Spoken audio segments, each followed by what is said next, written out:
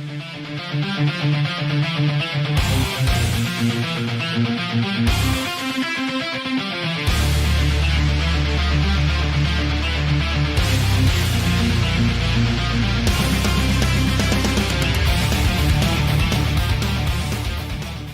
guys, you're watching Couch Surfing here with Metal Matt. We've got a very special guest with us right now, Mr. Brian Giffen.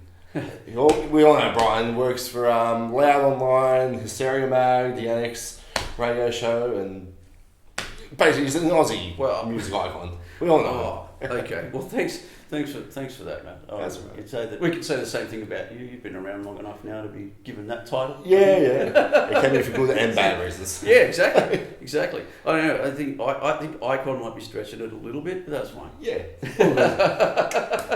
Brian, let's have a chat about where it all began for you, because you've been in the scene for a long time, back in the print days as well. Let's talk about how you got involved firstly into the Australian music. Okay, well, I guess it goes back to probably the mid-90s, really. And I got back into the scene after being away from it for a little while. I was involved with different circles and stuff like that. But when, about 95, 96, I think is really when I started kicking off.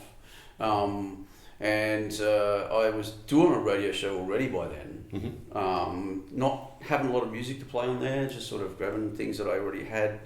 And so I started putting my feelers out a bit, and there was somebody that I worked with who invited me along to the Phoenician Club one night to see, and this was the bill was mortality, neophobia, cryogenic and depression. Wow. Right? So that's a lineup. Yeah, that was a lineup. And it was probably one of the last shows like that at the Phoenician Club, because it got closed down not long after that. But that night I met a bunch of people that I was instantly able to connect with and network with and stuff like that. That led me into meeting, Brad from Warhead Records and Russell who was the singer of Cryogenic at the time. He worked out on the Street magazine, and I took a couple of things like reviews and stuff that I'd written in for him, and then he showed them to Daryl Mason, who was working at the new magazine they were doing, which was called Rebel Razor. Okay. And they decided that they'd start publishing them. So that's how I got into that. And then from there, that's how I got started in that. But I was also doing a zine of my own by then too, which was called Loud. Yep. And that's now the online thing that I've been doing. So that's 26 years I've been doing that. That's a long time, actually. It is a long time. There's not a lot of people. There's not a lot of people in the scene that have been lasting that long. No. You're very underrated, I'll tell you that. Well, yeah, it is a long time. And to think about that, I had a website almost immediately, because it was just like the internet was just becoming a thing then. Yeah, of course. Yeah. And so the Loud has pretty much been online in various forms that entire time. Let's talk about the transition with the movement to online, because you've seen how it's all evolved from print to online. But with Loud itself, was it a difficult transition for you at first with online? To do an online thing, I think the most difficult part was just getting the platform that I could work myself. So I had to find someone to build me, something that was fairly simple. Yeah. So in 2010, it went from being a GeoCities site. That was just where you just go in and just do your own thing on like a pretty crappy sort of engine. Yeah. Then I had someone build a site for me, and the transition wasn't really that difficult. It was just basically taking what I was doing in print and then just putting it online instead. Yeah. So there wasn't really that much, and it was easier too. It was easier. And you could also do it instantly. Yeah. Like you didn't have to wait a month or whatever it was, because I tried to do a zine every month, which was really hard. Because you had to sit on things for a while. You couldn't put things out instantly, and then but also doing that much in that small period of time. So now with online, I can do stuff as quickly as I need to or as slowly as I want to. Cool. So there's that thing as well. I think a lot of people feel the same way. And I think people that do stuff like this probably find the same thing. They either work to real tight deadlines, Or they sort of spread it out and go, well, I'm not going to do one every week. I'm going to do one once a month, or I'm going to do one, like some people do things every day, and I can't fathom that. Yeah, it's like, where you get the time to do that, unless that's yeah. the only thing you do, and you've got to be doing it for a while to be able to set yourself up to be a daily vlogger or whatever. Anyway, so Yeah. how do you get to that point? It's too much work for me, man. That's true. Try to balance like a secondary lifestyle as well. Yeah. So. And you get to the point where you don't have a lifestyle. And like I've heard about creators who have burned out because they've been expected to do things every day, and that's like I don't ever want to get to that point. Definitely. Yeah. Have you got a favourite interview that you've done? You've done a heap of interviews over the years. It's probably a backlog of them, but is there an interview that you've done that just probably stands out the most? Okay, so well, there's quite a few. I suppose you could say that over the years I've interviewed some incredible people. I think when I did the first time I interviewed Dave Mustaine, that was pretty amazing. That was Dave and Al Petrelli, and that was at their hotel in the city when they came out for the World Needs a Hero tour. It was the first time they toured in a long time. They just got back together. Like he'd split up the band and got it back together. Yeah. And I got this amazing opportunity to speak to Dave. It was about half an hour, so it was quite a long time. He was very laid back. He was very at ease. He was talking about the time that he rehearsed for Metallica. Like he went in an audition with Metallica, and I thought, what's this gonna, what's gonna come out of this? Oh yeah. And he just went in and he said like, and it was a segue from something else. He brought it up and started talking about it. Yeah. And so I thought that was pretty amazing. And I think another one, I'd have to say, the first interview I ever did with I guess what you call a major artist was the first time I interviewed Vinnie Paul. Yeah, right. Yeah. That was also at his hotel on the Southern Trendkill tour. Yep. And I got to spend 20 minutes chatting with him. And that was pretty amazing. Yeah, I actually got a chance to interview Vinny a couple of times after that. Once on the phone, just after he joined Hell Yeah, and then with him and Chad together at their hotel on their first or second Australian tour. So he was always a great bloke to talk to. I think one of the most memorable ones I ever did was one that never happened. Yeah. When I travelled into the city on the train to the Intercontinental to interview Zach Wilde. Yep. And I was walking up the street walking up to the hotel from Circular Quay Station, and I got a call from Chris, the publicist, who said, "Man, interview's called off. Zach is about to like wheel him into the hotel." He was like, that was just before he went into, that's just before he stopped drinking. Yeah. So that was pretty interesting. I guess another one would have been the time I got to interview Corey Taylor. Yep. That was fantastic. That was for Hysteria magazine when I was still at print scene, so that was a while ago. It would have been for when they toured with... it was for Soundwave, when Metallica played. That's right, yeah. And it wasn't for Slipknot, it was for Stone Sour. And it was backstage at the Entertainment Centre. There was lots of things that happened. The train I was on, because I didn't have a car at the time, so I had to travel into the city on the train. The train was late, and I was starting to freak out. Then the phone that I had, which is what I recorded everything on, it didn't work. It stopped working, right? Yeah. So I get in there, and I had no way to record the interview, and so I get taken upstairs to this like room, kind of like this with a table and stuff. Yeah. And Corey comes in. Totally cool, and I explained the situation to him. So he goes, "So what do you need?" And I said, "Well, I need, if you get a pen and like a pad, I can just write everything down." Yeah. So he got someone to go and grab me a notepad and a pen, and I just like transcribed it by hand, which is people haven't done that since when, like the 40s or something. The 40s, pretty much. So that was fantastic because he was just so cool and so patient, and I got to talk to him about how fast were you writing? Oh man, I was just jotting notes down, because the thing about it is that when I do lots of interviews, most of it comes like I remember a lot of that stuff. Yeah. And so as soon as I got back home, I would just fill in the gaps. Yeah. And that turned out really great. That was a really, really cool time. I think the other highlight probably was an interview that I did just randomly out of nowhere that I gave to someone else to publish on this very small, sort of unheard of blog, but it probably deserved to be bigger at the time. Of course. Was with Chrissy Hind. Oh wow. Yeah. She did a record. It was like a rootsy album with a guy that she'd been in a relationship for a very brief relationship, and it was the band that they were together in was called JP, Chrissy and the Fairground Boys. Yeah, right. And the album didn't do very well at all here in Australia. It's pretty unknown, but they toured it, and they were in the middle of an American tour, and I got the chance to interview her.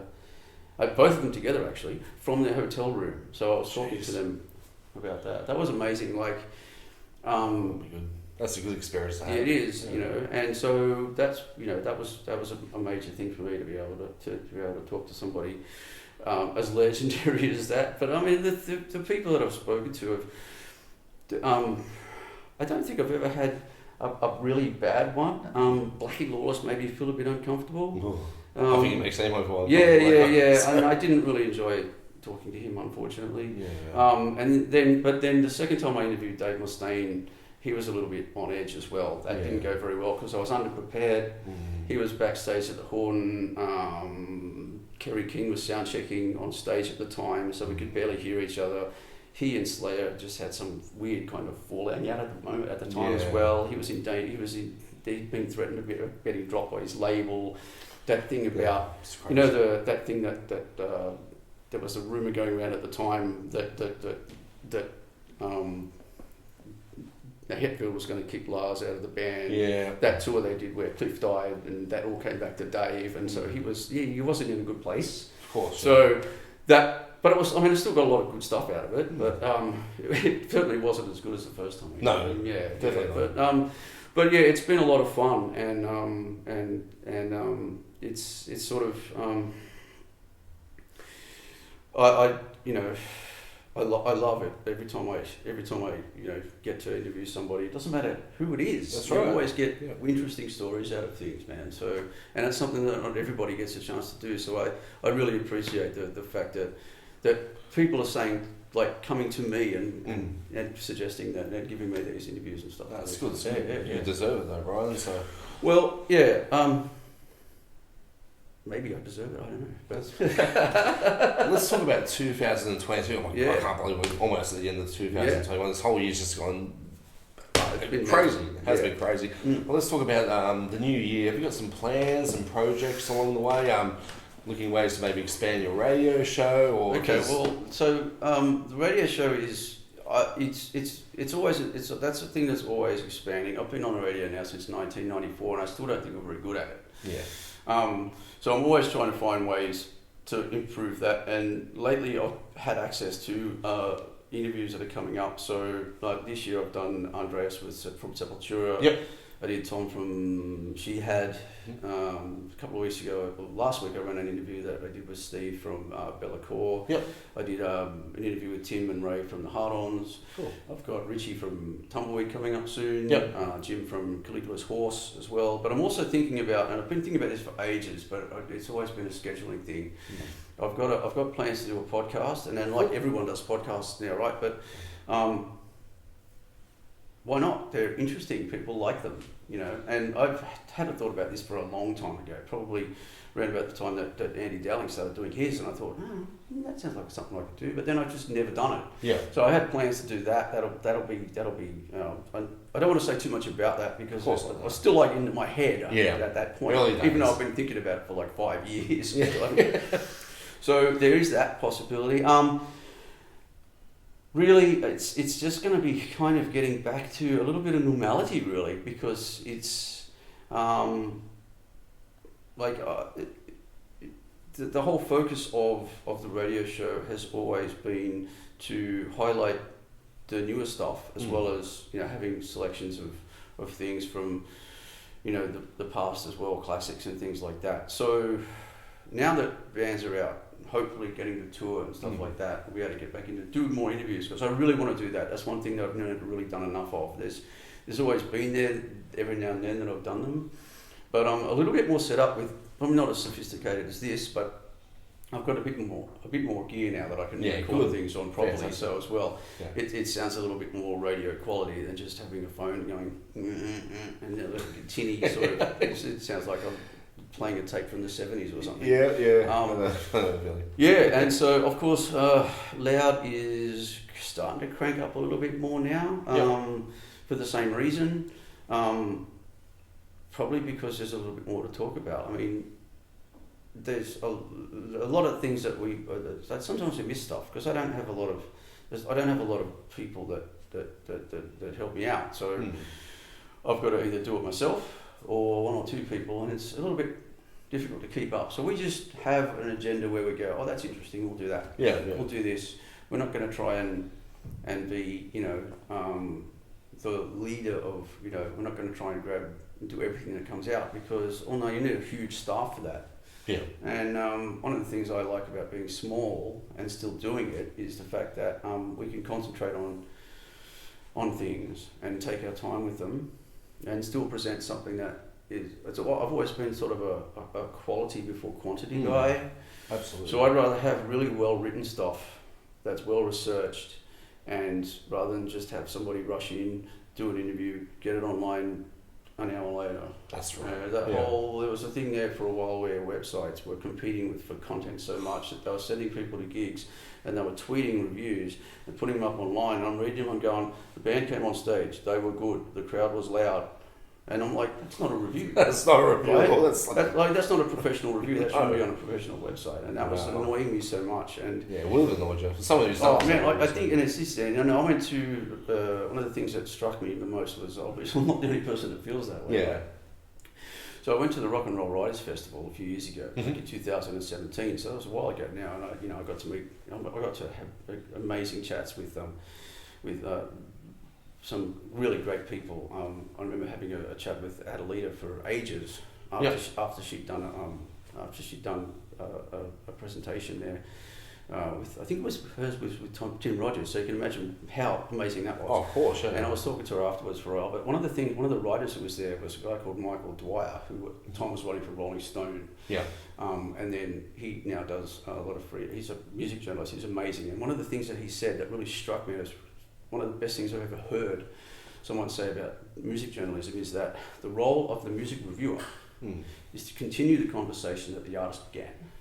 That's right. Right? Yeah. And so many people forget that. That's like something they've never even thought about. And that's something I've always tried to do myself, but I've never had it articulate that way. And so that was amazing to hear that. And I've always tried to do that. So if we don't have everything that comes out on the site or every band, at least the ones we do have are going to be worth your time to read and to 100%. That's the thing that I've always tried to do. Yeah, you've done it well. Now, people want to contact you and find more about you. Obviously, with Loud, you're online and the radio show. Just promote the hell out of it. Okay, so the best way to contact me for like website stuff is editorial@loudmag.com.au. I've got a couple of other emails. One's just for spam, and the other one's more personal stuff that it already gets like 10,000 emails a day, so I'd prefer not to use that one. It might take a while for me to get back to you, but if it's interesting enough, if I'm interested enough, I will. Because I'm one guy, I don't have somebody who vets all my emails, so sometimes it takes me a few days to get to them, but definitely you can hit me up that way. The magazine is loudmag.com.au. You can check out the radio show through rbm.org.au. They can stream that. It's Wednesdays from 10 p.m. And you can also, if you don't listen to the radio at 10 o'clock at night for some reason, I do archive them at Mixcloud. Every now and then, and if you go to the Annex Radio Show Facebook page, you can find the link to those as well. Cool. So I'm not going to give that out because it's like this long. No. It's just like type it in the Facebook search, you'll find it. You'll find it. It'll be there. And that's hey. So it's editorial@loudmag.com.au. that's the best way to reach me, and it might take me a while. Now, before we finish up, I'd just like to. This is the Crowbar Forever shirt. Now, I was thinking about which band shirt to wear today. Yeah. And I thought, well, you know what? The bands, it's obviously important to support the bands, but at the moment, we need to support the venues. Oh, 100%, bro. And, this is a venue that's done some great things for the Sydney scene. There is a few others, of course, but they were struggling.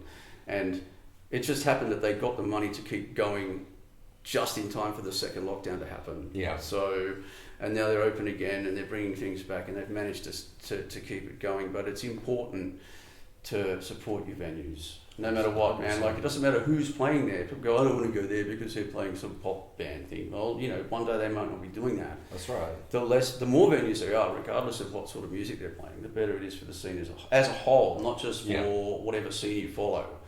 For a live music scene. Just for live music in general. And I don't know how much time we've got, but I lived through what was called the golden age of Australian live music, I suppose. Yeah. And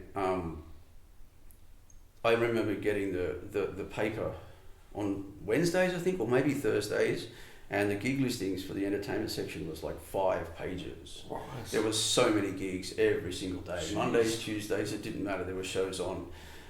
It's crazy. And then by the end of the 80s, at the beginning of the 90s, that had dwindled right down.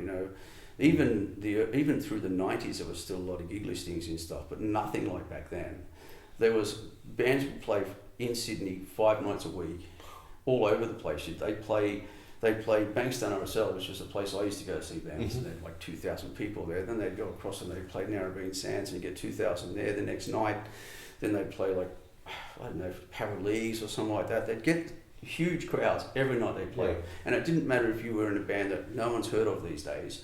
It didn't matter whether you were the Radiators or you were the Uncanny X-Men or the Angels or you were just some like jug and string band playing in a pub somewhere. Yeah. You were making it. You could make 5 nights a week and make a living just in playing on live bands. That's unreal. That was not including like record royalties or anything. Some of those bands didn't put records out. They didn't need to. They were just playing so often. 5 nights a week. That was their livelihood. They didn't need to do anything else, and you can't do that anymore. No. Right. So unless you're a band like a vintage band that's been around long enough to be able to say I want $3,000 a show, no one can do that, and that's because the venues dried up. Not because people stopped going to see live bands, but because the venues were like, well, we want to be gambling dens now. Yeah, of course. Right. So the venues that are out there who are doing live shows, they need your support. So without them, there won't be any live music at all. Brian, thank you so much for this insight. No, that's everything you've just said. Then everyone needs to hear that. That's all I'm going to say. Everyone needs to hear that. Yeah. Brian, thanks for this interview and thanks for the insight. Absolutely good to see you, man. Always.